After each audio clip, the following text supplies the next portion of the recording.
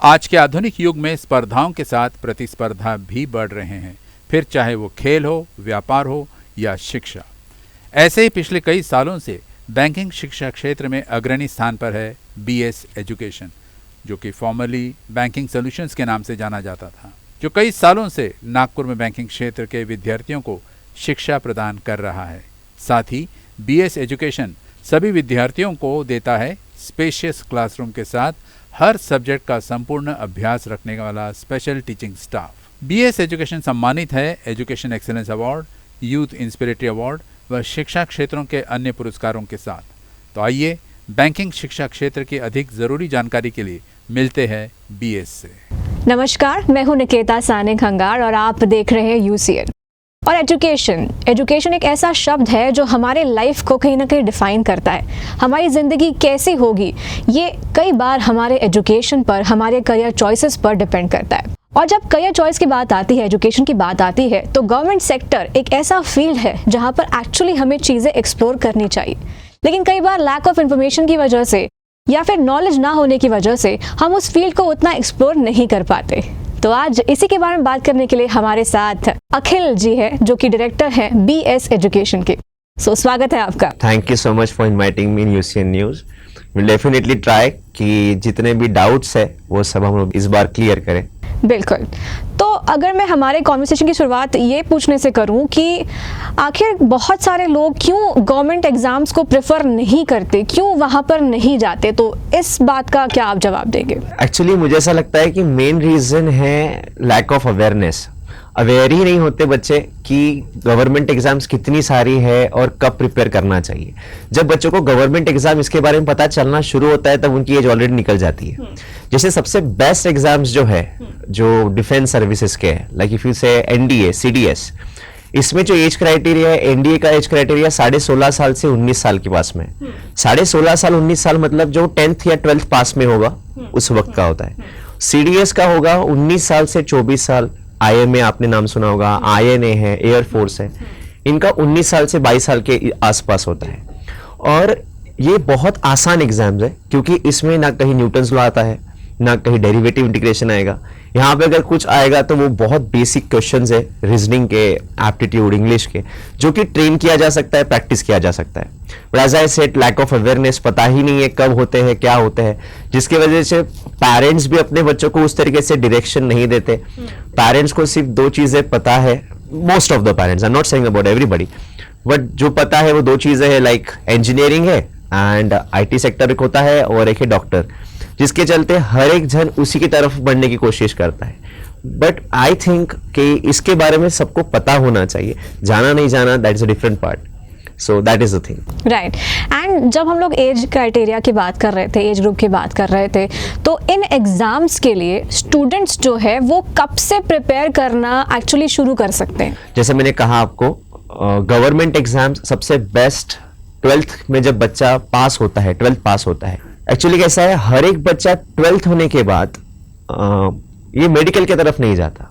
Medical छोड़ के जो भी स्ट्रीम्स है, लाइक इफ यू से इंजीनियरिंग है, BCA, BBA, BCom, जितने भी फील्ड्स है, इसमें जो भी बच्चा जाता है, I must say they should prepare for government.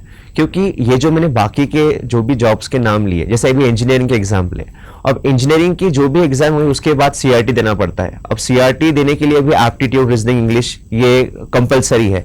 इसके बाद ही आपको चांस मिलता है to show their own knowledge of anything. So as I said, main चीज है 12th के बाद बच्चा प्रिपेयर कर सकता है। ग्रेजुएशन के बाद भी, ग्रेजुएशन परस्यूइंग में भी बच्चा प्रिपेयर करना चाहिए, क्योंकि जब एज हो जाती है उसके बाद जब उनके ऊपर प्रेशर आता है, then they start preparing for government. तो प्रेशर के साथ कोई भी चीज करोगे तो किस तरीके से वो आगे बढ़ेगी। सो आई मस्ट से कि बच्चों ने 12th के बाद ही उसके बारे में सोचना शुरू करना चाहिए। और जो ग्रेजुएशन में, जो अगर उसके साथ आप कॉम्पिटिटिव एग्जाम्स के बारे में जानते हो थोड़ा बहुत, एप्टीट्यूड क्या है, रीजनिंग क्या है, इंग्लिश क्या है, जनरल अवेयरनेस, तो उनके ग्रेजुएशन में भी काम में आएगा और आफ्टर दैट कॉम्पिटिटिव एग्जाम्स आ जाए। एंड जब हम लोग गवर्नमेंट एग्जाम्स की बात करते हैं तो मोस्टली लोगों को पता होता है या तो एमपीएससी, यूपीएससी या फिर बैंकिंग, लेकिन इसके अलावा भी बहुत सारी ऐसे एग्जाम्स होती है जिन्हें स्टूडेंट्स को अटेम्प्ट करना चाहिए, तो उन एग्जाम्स के बारे में आप क्या बताएंगे? I just told you know कि बहुत कम नाम जानते हैं, लाइक इफ यू से यूपीएससी, एमपीएससी, इसमें भी कई एग्जाम्स निकलती है। बच्चों को लगता है यूपीएससी एमपीएससी बोला मतलब आईएएस ही होगा, एमपीएससी बोला मतलब उनको लगता है ये एक ही एग्जाम है, बट इसमें भी बहुत सब डिविजन्स में एग्जाम्स निकलती रहती है। उसके साथ बैंक बोला तो उनको लगता है बैंक में जॉब मतलब क्लरिकल की पोस्ट होगी, बाबू की पोस्ट होगी, ऑफिसर की पोस्ट होगी, but besides that there are many post are there. मैं आज यहाँ आने के पीछे मेन रीजन यही था कि बच्चों को थोड़ा आइडिया रहे। आरबीआई में भी 12th पास या जो ग्रेजुएट परस्यूइंग है उन बच्चों के लिए भी जगह निकलती है, जस्ट इनके बारे में भी उन्हें नॉलेज होना चाहिए। सो मेरा अगला सवाल आपसे ये है कि जब हम लोग गवर्नमेंट एग्जाम्स की प्रिपरेशन की बात करते हैं तो कई बार मतलब फेलियर को भी सामना करना पड़ता है, तो अगर उसके फेलियर की और अगर उसके सक्सेस की मैं बात करूं तो हर एक बच्चा क्यों सिलेक्ट नहीं होता, या फिर क्या कमी रह जाती है जो उसे पूरी करनी है ताकि वो अगले बार सिलेक्ट हो? चलो ये क्वेश्चन मुझे ऐसा लगता है आपको भी इसका जवाब पता होगा कि हर बच्चा इसलिए सिलेक्ट नहीं होता क्योंकि कहीं ना कहीं वो मेहनत में कम जा रहा है। बट मैं आपको और अगर प्रिसाइज आंसर करूं इसका, तो इसका प्रिसाइज आंसर ये होगा कि बच्चे सिलेबस ओरिएंटेड पढ़ते हैं, ना कि exam oriented, result oriented. Concept ये होता है बच्चों को अभी तक की इसकी आदत होती है कि आपको पूरा कोर्स सिलेबस कंप्लीट करना है, उसके बाद आपकी एक एनुअल एग्जाम होगी, एग्जाम में आपको पास होना है, और वही फॉर्मेट लेके वो गवर्नमेंट एग्जाम को प्रिपेयर करना चाहते हैं। मुझे बहुत से बच्चे क्वेश्चन पूछते हैं कि सर पूरा सिलेबस होने के बाद हमने गवर्नमेंट एग्जाम को स्टार्ट करना चाहिए, विच इज वेरी रॉन्ग। आप लोगों को पूरा सिलेबस पढ़ने के बाद ही एग्जाम क्रैक होगा या पूरा एप्टीट्यूड आएगा तभी आप एग्जाम क्रैक होगा, ऐसा अगर लगता है तो इट इज कंप्लीटली मिथ, ये बिल्कुल नहीं होता। सो आई मस्ट से कि बच्चों ने जो प्रिपेयर करना चाहिए या फिर जो फेल होते हैं उसके पीछे रीजन होता है कहीं ना कहीं उनका ओरिएंटेशन गलत होता है, तो इसके बारे में उनके इंस्टीट्यूट्स जो होते हैं या फिर जो एक्सपीरियंस फैकल्टीज होते हैं उनसे उन्होंने जरूर कंसल्ट करना चाहिए। बिल्कुल। और अगर मैं प्रेफरेंस की बात करूं तो गवर्नमेंट एग्जाम्स में भी अगर प्रेफरेंस की बात करूं तो क्यों बच्चों को बैंकिंग की तरफ जाना चाहिए और यूपीएससी एमपीएससी के पहले बैंकिंग की तरफ जाना चाहिए? अच्छा ठीक है, अब मैं इसमें डिस्क्रिमिनेट नहीं करना चाहता, but still see UPSC MPSC जो है वो एक जीएस ओरिएंटेड है, मतलब जनरल स्टडीज को लेके इनके ऊपर ज्यादा क्वेश्चंस आते हैं। General studies means history, geography of world और इकोनॉमिक कंडीशंस, करंट अफेयर्स, इसके ऊपर ज्यादा मार्किंग होती है। सो वाइल बैंकिंग जो होता है वो एप्टीट्यूड ओरिएंटेड सिलेबस पूछता है, यानी वहां पे जो वास्टनेस होती है सिलेबस की वो नहीं होती। सो इसके वजह से बैंकिंग की तरफ बढ़ना चाहिए, ये पहला। सेकेंड इज जब बच्चा ग्रेजुएट हो जाता है, अब यूपीएससी एमपीएससी बिल्कुल उन्होंने ट्राई करना है। मैं ये जो आज बोल रहा हूं, जो आंसर दे रहा हूं, ये हर एक बच्चे के लिए नहीं है, but yes most of the बच्चों के लिए, क्योंकि जो बच्चा ऑलमोस्ट डेडिकेटेड है वो तो यूपीएससी हो या एमपीएससी क्रैक तो कर ही लेगा। बट बहुत से बच्चे ऐसे होते हैं जो एवरेज है या फिर जिन्हें कुछ स्टार्ट करना है या फिर इसमें एंटर करना है कि what is government, they have as, वो 20 साल के 21 साल के, उनको जानना है थोड़ा बहुत। या फिर कुछ ऐसे भी होते हैं जो एक पॉवर्टी लाइन से आते हैं, जो बिलो मिडिल क्लास फैमिली से आते हैं। अब उनका ये कॉन्सेप्ट होता है कि उनको जल्द से जल्द जॉब ज्वाइन करना है क्योंकि उनको फैमिली को सपोर्ट करना है। तो मैं उनके लिए कहना चाहूंगा कि बैंकिंग में फ्रीक्वेंसी बहुत है एग्जाम्स की, वाइल एसएससी, एमपीएससी, यूपीएससी में अभी फिलहाल आप देख सकते हो थोड़ा जो फ्रीक्वेंसी वो कम हो चुका है और सिलेबस बहुत वास्ट है जिसको पढ़ने के लिए टाइम थोड़ा जाना ही वाला है। तो यहाँ पे बैंकिंग में उनको कम सिलेबस में मल्टीपल एग्जाम्स देने को मिलता है, जिसके लिए मैं थोड़ा बोलना चाहूंगा कि प्रेफरेंस अगर आप पहले इंश्योरेंस सेक्टर, बैंक को देते हो तो आपका थोड़ा फायदा हो जाएगा। बिल्कुल। एंड अक्सर जब कोई बच्चा गवर्नमेंट एग्जाम देने का ठानता है या फिर अगर अपना करियर उस फील्ड में बनाने का ठानता है, कई बार मॉरल डाउन इसी बात पर हो जाता है कि उसको लोग कहते हैं कि अरे ये तो बहुत होशियार बच्चों के लिए है, मतलब तू इतना पढ़ा तो नहीं है, मतलब तुम्हारा फर्स्ट रैंक तो आता नहीं है, तो फिर कैसे पढ़ाई करोगे इसके लिए। तो क्या कहना चाहेंगे इस बारे में कि ये जो मिथ है कि फर्स्ट बेंचर्स या फिर बहुत पढ़ाकू लोग जो है वही गवर्नमेंट एग्जाम्स क्रैक कर सकते हैं, इसके बारे में क्या कहना है? जी, सो मैं कहूँगा कि जो इंटेलिजेंट बच्चे हैं वो अक्सर गवर्नमेंट एग्जाम में फेल होते हैं। इसके पीछे मेन रीजन यही है क्योंकि उनको लगता है कि ये तो मुझे आ गया है, तो समझ में आ गया, और जब हम खुद को बोलते हैं तो मुझे समझ में आ गया, तो उसकी प्रैक्टिस नहीं करता। एंड गवर्नमेंट सेक्टर या बैंकिंग में जो मैं बोलूँ एग्जाम्स, ये मोस्टली डिपेंड करते कि हाउ मच यू प्रैक्टिस, क्योंकि जो भी गवर्नमेंट एग्जाम का पेपर होता है, मैं बैंक के अगर एग्जाम्पल लूँ तो ये पेपर बहुत आसान है। आप इस पेपर को अगर मैं किसी भी स्टूडेंट को दे दूँ तो वो 3-3.5 घंटे में पूरा पेपर सॉल्व करेगा, आउट ऑफ आउट मार्क लेगा। बट अगर उसी पेपर को मैं उसको अगर बोलता हूँ कि आप 1 घंटे में सॉल्व करके दिखाइए, so that is the challenge. अब वहां पे वो बहुत कम अटेम्प्ट करता है। सो वो बहुत कम टाइम में ज्यादा अटेम्प्ट कब करेगा, जब उसकी प्रैक्टिस बहुत होगी। सो यहाँ पे एवरेज बच्चा चाहिए जिसमें एक गुण हो, वो गुण हो कंसिस्टेंसी, और दूसरा जो भी टीचर्स ने कहा वो उनको फॉलो करना है। कंसिस्टेंसी एंड डेडिकेशन, दो चीज़ें अगर है तो ज़रूर आप क्रैक कर सकते हैं एग्ज़ाम्स। और अगर फिलहाल मैं आपसे पूछूं बैंकिंग एग्ज़ाम्स के बारे में, तो साल में हमें ऐसी कितनी अपॉर्चुनिटीज़ मिलती हैं जहां पर हम ये एग्ज़ाम जो है वो अटेम्प्ट कर सकते हैं? जैसे मैंने अभी आपको कुछ वक्त पहले बताया कि ऑलमोस्ट बैंकिंग सेक्टर्स के सिलेबस को लेकर अगर बात करूं, क्योंकि सिलेबस अगर सेम है तो सारी एग्जाम उसी में आ जाएगी। तो banking sector, insurance sector, FCI, LIC, ये सारे एग्जाम्स का सिलेबस सेम ही है। Aptitude, reasoning, English and general awareness mostly. So actually मैंने जैसे अभी कहा आपको कि ऑलमोस्ट 18 से 20 एग्जाम्स बैंकिंग सेक्टर को जुड़ के है जो सेम सिलेबस कैरी करती है। अब अगर सिलेबस सेम है तो आप मल्टीपल एग्जाम्स के लिए अप्रोच कर सकोगे। सो यहाँ पे ऑलमोस्ट 18 से 20 एग्जाम्स है जो हर साल 8 से 10 एग्जाम उनको देने को मिलता है। मतलब कोई एग्जाम का प्रीलियम्स होगा, प्रीलियम्स होके अगर वो फेल होता है तो उसको अगला प्रीलियम्स विद इन 20 या 25 डेज में मिल जाएगा। So as I said, frequency बहुत है, तो अगर बच्चे का थोड़ा बहुत भी मेहनत कम हो गया तो वहां पे वो जल्दी प्रिपेयर करके उसको अगला चांस मिल जाता है। Right.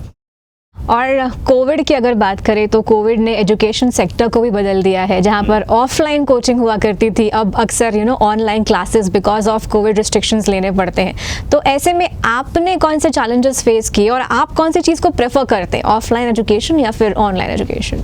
Okay, see online and offline दोनों भी अच्छे हैं। अब इस पे वापस डिपेंड करता है कि स्टूडेंट कितना डेडिकेटेड है। अगर स्टूडेंट डेडिकेटेड है, उसको सिर्फ डायरेक्शन चाहिए तो वो फ़ोन कॉल पे भी ले लेगा। बट आज की जनरेशन में डिस्ट्रैक्शन बहुत है। घर पे अगर रह के हम लोग प्रिपरेशन की बात करें तो डिस्ट्रैक्शंस इतने दिखते हैं कि बच्चे उसमें से भी रास्ते निकाल लेते हैं, तो ऑनलाइन इतने अच्छे से नहीं पढ़ रहे। और हमारी जो फील्ड है कॉम्पिटिटिव एग्जाम्स में, यहाँ बच्चों को डिस्ट्रैक्शन इसलिए होता है क्योंकि कहीं ना कहीं किसी बच्चों का सिलेक्शन हो जाता है, दोस्त का हो जाता है प्राइवेट में, उसको लगता है यार मैंने वो करना चाहिए, या फिर कोई रिश्तेदार बता देता है तू अपना क्या टाइम वेस्ट कर रहा है, तो आपने बिजनेस करना चाहिए या मुझसे ज्वाइन कर लीजिए। तो इस डिस्ट्रैक्शन से बचने के लिए I must say offline classes ये बहुत ज़रूरी है, क्योंकि उनको सबसे पहले एक एटमॉस्फेयर मिलता है। हम लोग हमारे यहाँ 6-6 घंटा उनको बिठाते हैं, 8 घंटा उनको ट्रेनिंग में रखते हैं। टीचिंग के बाद वो हर रोज टेस्ट दे रहे हैं, खुद को चेक कर रहे हैं। अब मैं जब उनको पूछा कि अगर आप घर पे रहते तो क्या, तो वो बोलते भी है कि सर घर पे रहेंगे तो सर 2 आवर्स के बाद हम खुद ही एक्सक्यूज ढूंढ लेते हैं यहाँ से उठने के लिए। जो एक इंस्टीट्यूट में एटमॉस्फेयर जो मिलता है वो बहुत इंपॉर्टेंट है in terms of competitive exam. But as you can say कोविड-19 जो है वो अगर प्रिकॉशंस की बात करें तो यहाँ पे we don't have an option. So for that offline sector तो फिलहाल बंद ही था, बट अभी थोड़े नॉर्म्स डाइल्यूट हुए हैं। सो अभी हमको भी हम लोगों को भी एक अपॉर्चुनिटी मिली थी 50% लोगों के साथ बढ़ाने की, स्टूडेंट्स को। So we are going on it. Alright, so my last question to you is कि अगर मैं पेरेंट्स के रोल की बात करूं एक बच्चे के एजुकेशन में, उसके ग्रेजुएशन तक के सफ़र में, तो पेरेंट्स का रोल कितना इम्पोर्टेंट होता है? अब एक टीचर स्टूडेंट के साथ सिर्फ 1.5 या 2 घंटा बिताएगा, उसे मोटिवेट करेगा, बट बचा हुआ टाइम जो स्टूडेंट है वो पूरा पेरेंट्स के साथ बिताता है। पेरेंट्स का मैं मोस्टली देखता हूँ कि पेरेंट्स का एक अप्रोच होता है कि बच्चा अगर ग्रेजुएशन में चला गया तो उनका ड्यूटी खत्म हो गया, बच्चों का ग्रेजुएशन हो गया कि उसके बाद आप अपनी लाइफ खुद देखें। जबकि उसी एज में उन बच्चों को सबसे ज्यादा जरूरत होती है अपने पेरेंट्स की, क्योंकि उन्हें नहीं पता कि एग्जैक्टली कहाँ जाना है और उसके कश्मकश में, उसके क्या बोल सकता हूँ मैं, उनके कंफ्यूजन में, उस कंफ्यूजन में वो अपना साल 2 साल खराब कर लेता है। अब कुछ पेरेंट्स को नॉलेज नहीं होता, तो आई मस्ट से कि पेरेंट्स ने स्टूडेंट को मोटिवेट करना चाहिए और डायरेक्शन देनी चाहिए, क्योंकि वो सही एज है। उसी एज में अगर पेरेंट्स ने उनका साथ छोड़ दिया, पेरेंट्स को लगता है वो बच्चे बड़े हो गए, पर वो अभी भी बहुत छोटे हैं, उन्होंने अभी भी दुनिया नहीं देखी, फेलियर्स नहीं देखे, तो उनके लिए जब एक पेरेंट सपोर्ट करता है कि मैं आपके साथ है, तो बच्चा भी एक बूस्ट होता है और बहुत अच्छा काम करता है। मतलब एक बच्चे के ओवरऑल एजुकेशन के लिए टीचर्स का गाइडेंस एंड पेरेंट्स का सपोर्ट उतना ही इम्पोर्टेंट होता है और उतना ही इक्वल रोल जो है वहाँ पर प्ले किया जाता है। डेफिनेटली। तो स्टूडेंट्स कब से इन कॉम्पिटिटिव एग्जाम्स के लिए प्रिपेयर कर सकते हैं, इसके बारे में हमने जाना, लेकिन अब मैं जानना चाहूँगी कि कब तक स्टूडेंट्स जो है वो उन्होंने हार नहीं माननी चाहिए, उन्होंने प्रिपेयर करते रहना चाहिए और एग्जाम्स देती रहनी चाहिए। जी, मैं आपको इस क्वेश्चन का आंसर एग्जाम्पल से देता हूँ। अगर फॉर एग्जाम्पल एक बच्चे की एज 24 साल है और वो अगर 1 साल या 2 साल प्रिपेयर करता है, जबकि इतना वक्त लगता नहीं, अगर आपने प्रॉपरली डिसिप्लिन से पढ़ा तो 10 महीने 11 महीने के बाद ही आपको रिजल्ट दिखना शुरू हो जाता है। बट अगर हम लोग पकड़ते हैं कि आपकी एज, आप 2 साल, एक स्टूडेंट ने 2 साल तक प्रिपेयर किया, 2 साल के बाद उसका सिलेक्शन हुआ, अगर आज उसकी एज 24 साल है, 2 साल के बाद उसकी एज हो जाएगी 26। अगर वो 26वें साल में भी अगर ऑफिसर बनता है तो बचे हुए 34 ईयर्स वो ऑलमोस्ट गवर्नमेंट में रहेगा। और अगर इसका हम लोग रिवर्स बात करें कि अगर फॉर एग्जांपल बच्चे ने 1 साल प्रिपेयर किया, उसको लगा नहीं मेरे से सिलेक्शन नहीं हो रहा है, नहीं गिव अप, अगर उसने गिव अप कर दिया तो बचे हुए 35 साल अभी वो प्राइवेट सेक्टर में काम करेगा। और मैं हमेशा कहता हूं कि मार्केट का हर चढ़ाव उतार उसके घर से होते उसके किचन तक पहुंचेगा। तो आई मस्ट से कि आप एक स्टूडेंट ने प्रिपेयर करना चाहिए जब तक एज क्राइटेरिया में वो बैठता है। जैसे कैटेगरी वाइज भी एज क्राइटेरिया होता है, रिलैक्सेशन होता है, तो जब तक उस एज क्राइटेरिया में बैठता है आपने प्रिपेयर करना चाहिए।